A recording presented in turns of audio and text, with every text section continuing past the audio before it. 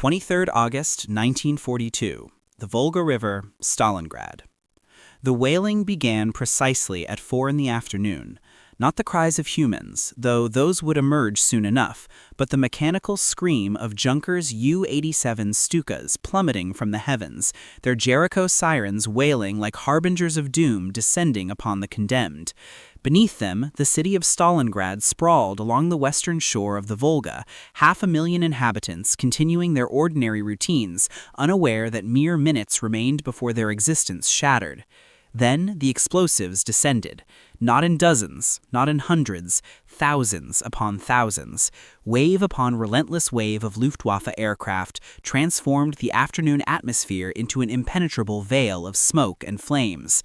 Timber dwellings detonated into fragments. Residential towers crumbled upon their occupants. The petroleum storage facilities along the riverbank ignited in colossal fireballs, visible from 50 miles distant. Throughout the thoroughfares, mothers grasped children who would never mature. Elderly men gazed skyward, incapable of understanding. By darkness, over 40,000 civilians had perished, exceeding the death toll of the atomic bombing of Nagasaki 3 years hence. This marked merely the commencement. What transpired afterward was not simply combat, it was a plunge into the abyss that persisted 5 months, a nightmare so thorough and absolute that survivors on both sides would awaken screaming decades later. The world recalls Stalingrad as Germany's most devastating defeat, the pivotal moment of World War II in the Eastern Theater. But what the world has predominantly forgotten, or perhaps deliberately chosen not to recall, is the unspeakable nightmare behind that defeat.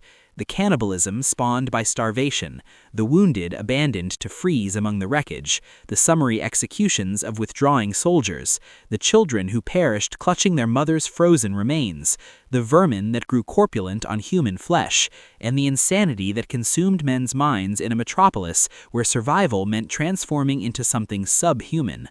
Before we proceed, don't forget to subscribe to this channel for more untold narratives from the Second World War. Where are you watching from? And could you have endured what transpired in Stalingrad? Not merely the projectiles and explosives, but the nightmare that followed. This is the narrative not merely of how Germany lost Stalingrad, but of what was sacrificed in Stalingrad, humanity itself, devoured in the frozen ruins of a metropolis that became a cemetery for 250,000 German troops and perhaps twice that many Soviets and civilians. The sheer scale of human suffering witnessed here defied all comprehension, transforming ordinary men into hollow shells of their former selves. This is the forgotten nightmare behind Germany's most catastrophic defeat. The route to Stalingrad commenced not with ammunition, but with petroleum. By the summer of 1942, Nazi Germany's war apparatus was depleting rapidly.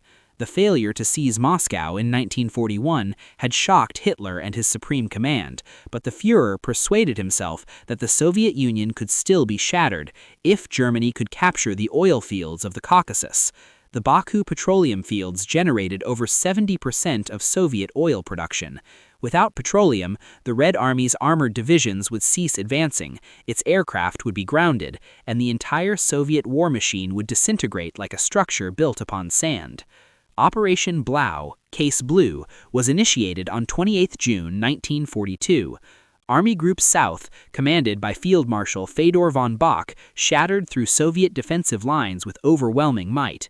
Panzer formations raced across the southern Russian plains, their tracks churning through endless grain fields beneath a merciless summer sun. Towns collapsed in rapid succession: Voronezh, Rostov, Milarovo. By late July, German spearheads had arrived at the Don River, a natural obstacle snaking through the terrain. Victory appeared not merely possible, but inevitable. German troops, veterans of campaigns throughout Europe, believed they would return home by Christmas. But on 23 July 1942, Hitler executed a decision that would determine the fate of hundreds of thousands of men. He issued Führer Directive No. 45, dividing Army Group South into 2 separate formations. Army Group A would advance south into the Caucasus Mountains towards the petroleum fields, while Army Group B would secure the northern flank along the Volga River. At the center of that flank stood Stalingrad, a sprawling industrial metropolis of 500,000 inhabitants stretching 30 miles along the western shore of the Volga, a vital transportation junction where the river intersected the railway lines connecting the Caucasus to central Russia. The man selected to execute this directive was General Friedrich Wilhelm Ernst Paulus, commander of the Sixth Army, one of the Wehrmacht's most formidable formations, hardened by 2 years of conquest. Paulus was 52 years old, tall and aristocratic, a meticulous staff officer who had never commanded an army in actual battle. He was a man of charts and logistics, uncomfortable with improvisation, faithful to orders even when those orders contradicted military logic.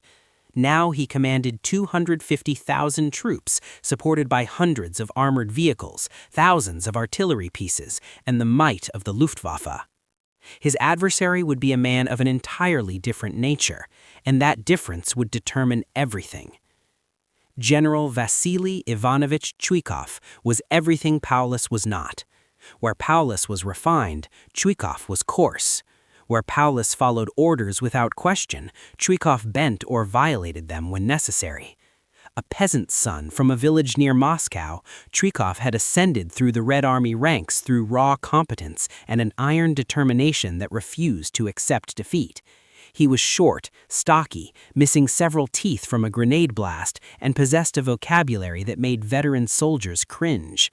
He also possessed something rare in the Red Army of 1942: combat experience, tactical flexibility, and the courage to inform his superiors when their orders were suicidal.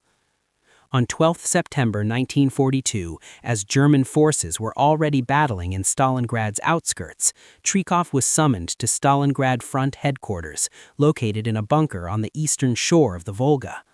There he encountered Nikita Khrushchev, the political commissar, and General Andrei Yeremenko, the front commander. The situation was catastrophic.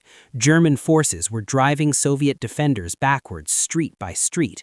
Morale was disintegrating, units were fragmenting, officers were requesting authorization to withdraw across the Volga. Yeremenko fixed Chuikov with a hard stare and posed a single question. "Comrade Chuikov, can you hold Stalingrad?" Chuikov's response was immediate: "I will hold the city or perish trying." He was assigned command of the 62nd Army, barely 50,000 exhausted, poorly equipped troops facing a German force 5 times their magnitude. That same night, under heavy German artillery bombardment, Chuikov crossed the Volga in a small vessel. Shells detonated in the water surrounding him, sending up geysers that drenched him and his staff. He reached the western shore and climbed through the smoldering rubble to establish his headquarters in bunkers carved into the cliffs overlooking the river. From there he could observe the entire metropolis, or what remained of it. Fires burned everywhere. The sky glowed orange. The sound of gunfire was constant, a symphony of death that never ceased. Chuikov comprehended immediately what Paulus did not. In Stalingrad, conventional military tactics were worthless. The Germans excelled at combined arms warfare, armored vehicles, infantry, artillery, and air support working in concert across open terrain. They had perfected this doctrine in Poland, France, and the early campaigns in Russia. But in a metropolis reduced to rubble, where every structure was a fortress and every sewer a trench, where visibility was measured in meters and battles were waged room by room, those advantages vanished like morning mist. Chuikov devised a new doctrine, brutal in its simplicity: embrace the enemy.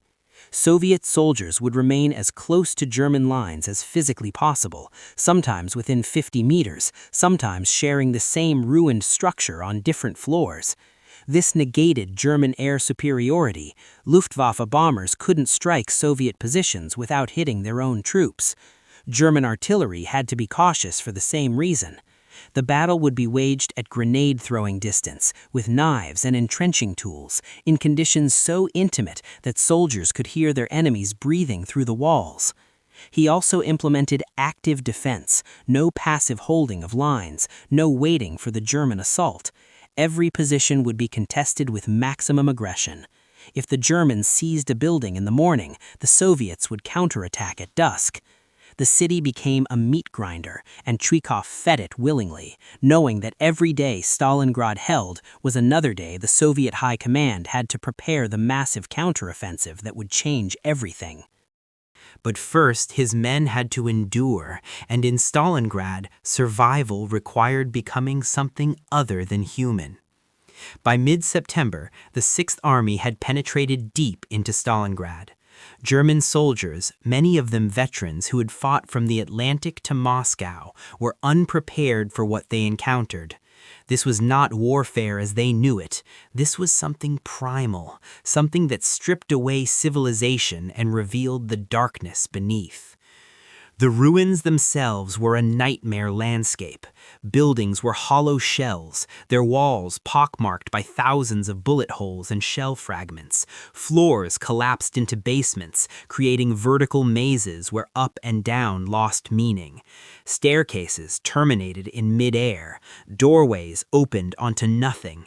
The atmosphere was thick with dust and smoke that burned lungs and reduced visibility to mere feet.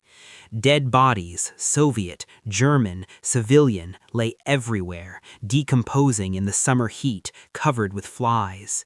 The odor was indescribable, a sweet, sick stench of death that clung to uniforms and invaded dreams.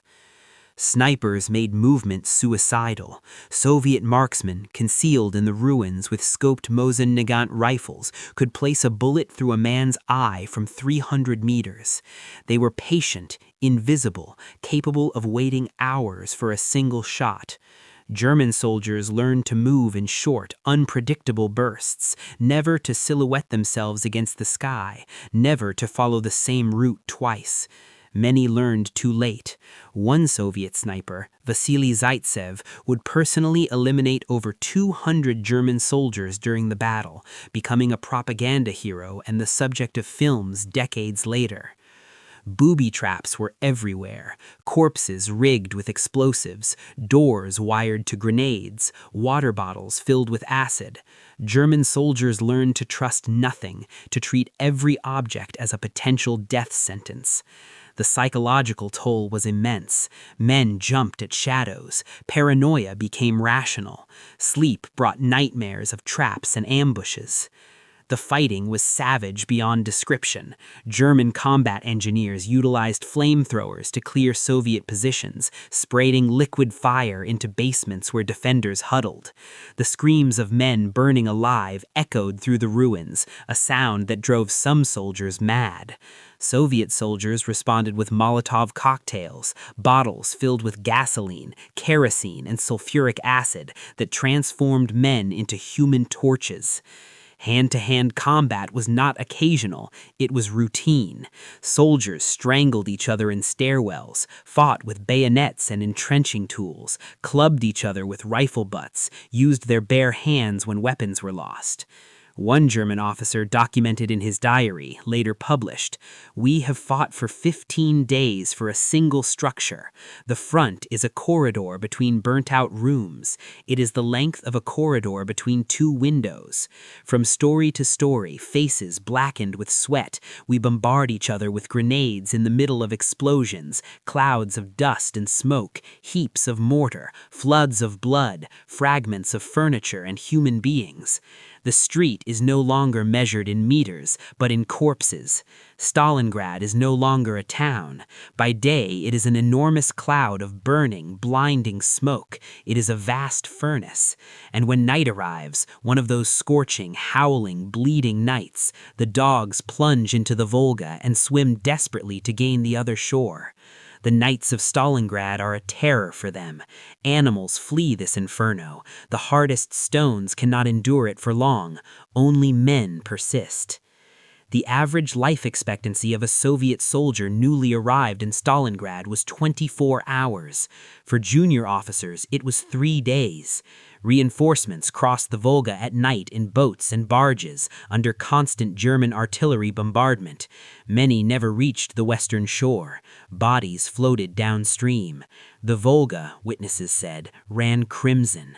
Those who made it across were thrown immediately into combat, often perishing before they learned their comrades' names. The river itself seemed to weep with the blood of the fallen, its waters a testament to the unimaginable sacrifice occurring on its banks.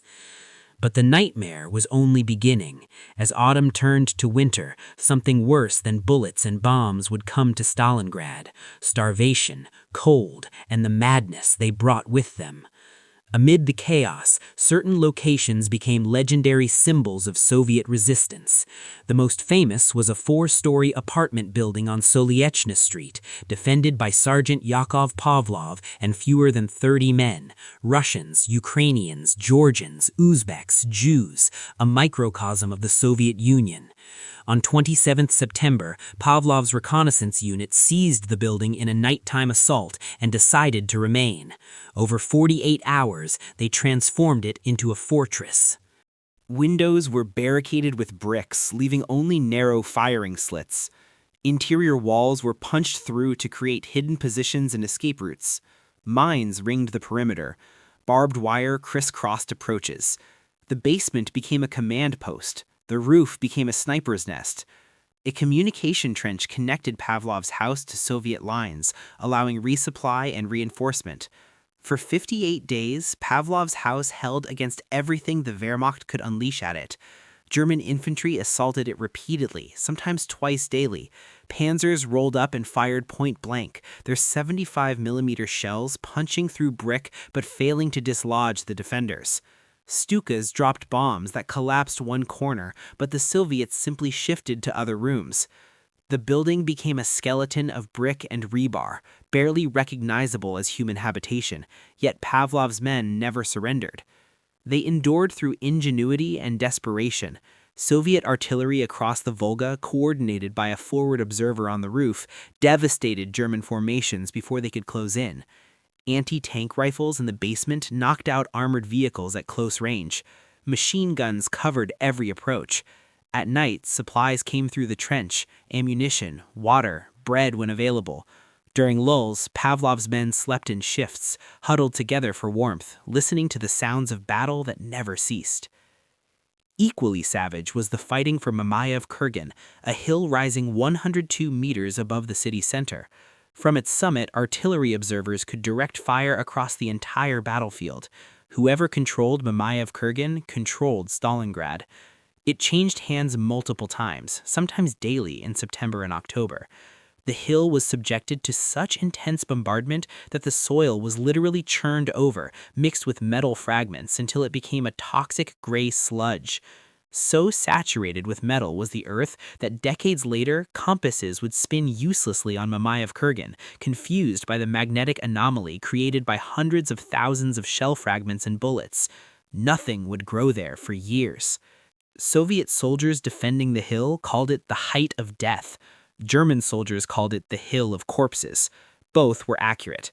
Bodies lay stacked like cordwood. Wounded men, unable to be evacuated, froze to death overnight. In summer, the corpses rotted and bloated. In winter, they froze solid and were used as sandbags. The stench was so overwhelming that soldiers vomited when the wind shifted. Yet they fought on, day after day, because orders said hold, and retreat meant execution by NKVD blocking detachments positioned behind the lines. As autumn brought cold rains that transformed rubble into mud, the battle shifted to Stalingrad's northern industrial district, 3 massive factory complexes that dominated the landscape: the Barakati gun factory, the Red October steel plant, and the Dzerzhinsky tractor works. Before the war, these had produced tanks, artillery, and steel. Now they produced only death. These were not ordinary structures, but sprawling industrial labyrinths covering square kilometers: workshops, warehouses, assembly halls, blast furnaces, railway sidings. Soviet workers who had built T-34 tanks now fought alongside soldiers to defend the factories. Workshops became bunkers, assembly lines became trenches. Blast furnaces, some still radiating residual heat, provided warmth in freezing nights. Overhead cranes offered sniper positions. The factories were defenders' dreams and attackers' nightmares, 3-dimensional mazes where ambush was inevitable. The Germans threw everything at the factories. Paulus committed his reserves. Entire divisions were ground down to company strength. The 24th Panzer Division, once 15,000 men and hundreds of tanks, was reduced to a few dozen operational vehicles and a couple thousand infantry. Soldiers fought room by room, machine by machine. In the Red October plant, German and Soviet soldiers occupied different floors of the same building, separated by ceilings that shook with grenades and gunfire. One Soviet lieutenant, Anatoly Mereshko, later recalled, "We fought in the foundry. There were still vats of molten metal from before the evacuation. Men fell into them, pushed, stumbling, blown backward. The screams, you never forget those screams. They ended quickly. The smell lingered for days." While Paulus fixated on the factories, grinding his army down in street fighting, Marshal Georgy Zhukov was planning Operation Uranus, a massive counteroffensive to encircle the entire Sixth Army. On 19 November 1942, Soviet forces struck the flanks of Army Group B, held by poorly equipped Romanian divisions. The Romanian lines collapsed. On 22 November, Soviet pincers met west of Stalingrad. The trap was closed. Over 250,000 German soldiers were encircled. Paulus requested permission to break out. Hitler refused. The Sixth Army would stand fast. Hermann Göring promised to supply the pocket by air, 500 tons daily. It was a lie. The Luftwaffe never delivered more than a fraction of that. And then winter came. December 1942 brought temperatures that plummeted to -30, -40 degrees Celsius. German soldiers in summer uniforms began to freeze. Frostbite became epidemic. Men lost fingers, toes, ears, noses. Every night, hundreds froze to death at their posts, their bodies discovered at dawn, frozen solid in positions of agony. But worse than the cold was the hunger. Food supplies inside the pocket ran out within weeks. The Luftwaffe's aerial supply effort was a catastrophic failure. On good days, perhaps 100 tons reached the pocket, 1/5 of what was needed. Many days, no supplies arrived at all. Horses were slaughtered and eaten. Then rats, then anything organic, leather belts boiled into soup, boot soles cut into strips and chewed, wallpaper paste mixed with water. By late December, starvation was killing more men than Soviet bullets. Soldiers became walking skeletons, their uniforms hanging loose on wasted frames, their eyes hollow and haunted. The cold and hunger created a lethal combination. Bodies too weak to generate heat froze faster. Wounded men died not from their injuries, but from starvation. Their bodies lacked the energy to heal. And then the unthinkable began. Whispers spread through the encirclement. Bodies of dead comrades, already stripped of clothing and equipment, were found with flesh cut away. At first, these were dismissed as animal predation. Then the truth could no longer be denied. Cannibalism had come to the Sixth Army. It started with the dead. In the desperate calculus of survival, some soldiers reasoned that the dead no longer needed their flesh, but the living did. Bodies found in isolated positions would be discovered with thigh muscles carved away, organs removed. Soviet interrogators of German prisoners later documented numerous cases. One prisoner confessed, "We were not animals, we were simply men who wanted to live. The dead could not object." But as January 1943 dragged on and starvation intensified, darker rumors circulated. Stories of soldiers who went to sleep and never woke, their throats cut by comrades who could no longer distinguish between right and wrong. Stories of the wounded left in aid stations who disappeared overnight. German military courts held hasty trials and executed men for cannibalism, but executions required bullets desperately needed for combat. Many cases were never investigated. The nightmare was simply too widespread, too overwhelming to confront. Soviet soldiers advancing into the pocket in January found scenes that traumatized them for life. German bunkers filled with emaciated corpses, some with flesh cut away. Frozen bodies stacked like firewood, many showing signs of butchery. One Soviet officer documented, We thought we had seen everything warfare could show us. We were mistaken. What we found in the German positions was beyond comprehension. These were not soldiers anymore. They were phantoms, living corpses who had descended into the abyss. Medical supplies vanished by late December. Morphine ran out. Surgeons performed amputations without anesthesia, holding patients down while they screamed. Many died from shock. Frostbite required constant amputation: toes, fingers, feet, hands. The aid stations became Psychological collapse was rampant. Men went mad, some from starvation, others from trauma, others from the sheer impossibility of their situation. They wandered the ruins talking to themselves, to the dead, to God. Some committed suicide, shooting themselves or stepping into Soviet fire. Officers looked away. What did it matter? They would all be dead soon anyway. On 8th January 1943, the Red Army offered surrender terms. Pallas, still following Hitler's orders, refused. On 10th January, Operation Ring began, the final assault. Soviet artillery fired over 1 million shells in 3 hours. Infantry advanced behind walls of fire. The pocket shrank daily. German soldiers, gaunt and hollow-eyed, defended their positions with the desperation of men who knew they were forgotten. Some fought with fanatical courage. Others surrendered immediately, too weak to resist. The pocket was split in two by late January. All organized resistance collapsed. Men huddled in cellars, burning furniture for warmth, eating anything: sawdust, birch bark, human flesh. On 30th January, Hitler promoted Paulus to Field Marshal. No German Field Marshal had ever surrendered. It was an implicit order to commit suicide. Paulus refused. On 31st January, Soviet troops stormed his headquarters. He surrendered, along with his staff. The southern pocket ceased to exist. The northern pocket held 2 more days before collapsing on 2nd February 1943.